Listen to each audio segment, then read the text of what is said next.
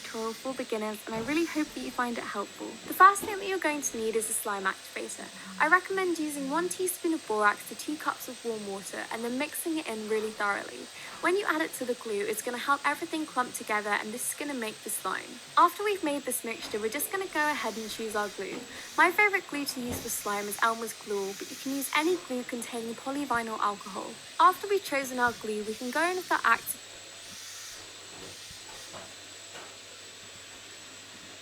Hi guys! Today's video is going to be an easy how to make slime tutorial for beginners and I really hope that you find it helpful. The first thing that you're going to need is a slime activator. I recommend using 1 teaspoon of borax to 2 cups of warm water and then mixing it in really thoroughly. When you add it to the glue, it's going to help everything clump together and this is going to make the slime. After we've made this mixture, we're just going to go ahead and choose our glue. My favourite glue to use for slime is Elmer's Glue, but you can use any glue containing polyvinyl alcohol. After we've chosen our glue, we can go in with our activator and start adding it really slowly. It's important to add it slowly whilst mixing in because the solution can very easily become rubbery. So once it starts pulling away from the bowl like this, you want to pick it up in your hands and start playing with it. This is going to help the slime come together a bit more and get rid of the lumps and make it less sticky. This is the basic slime recipe, but there are a few ingredients you can add to slime to make it a bit bigger and also more fun to play with.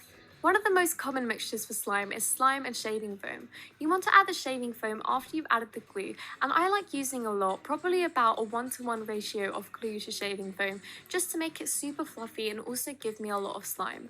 I mix it in with a spatula just so I can get all the product off the sides and mix in everything really thoroughly. Because of the shaving foam, you're not going to need much activator. There's something in it that reacts with the activator much more quickly than normal glue, so I only needed about 5 pumps, so you want to add it really slowly, and then once it starts sticking away from the side of the bowl, you just want to start playing with it with your fingers just to help it get out all the lumps and make it less stringy, and you're left with this really fluffy big product. This is one of the best slimes to play with because it's so jiggly and it stretches and it's just so fun and really cheap to make. Another popular slime combination is glue, shaving foam and also cornstarch. Like the previous recipe, I like to add the same amount of glue as I do shaving foam, and then I like to add 4 heaped tablespoons of cornstarch. Once I've done this, I just go ahead and mix it all in. It does take me about 3 to 5 minutes because I don't sieve the cornstarch, but if you sieve the cornstarch in, it only takes about 2 minutes. Then you want to start adding your activator really slowly, and this activates so quickly because there's so many ingredients besides glue in it. So you don't need to add very much, and I did find that it was really hard to mix in because it was so thick, so don't be ashamed to just go in with your hands and start adding activator that way.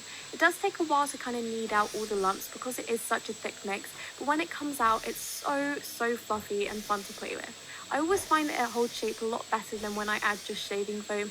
This is why I like this mixture the best. I mixed all my slimes together and as you can see it creates a really nice texture and it's a lot nicer than just having glue and activator.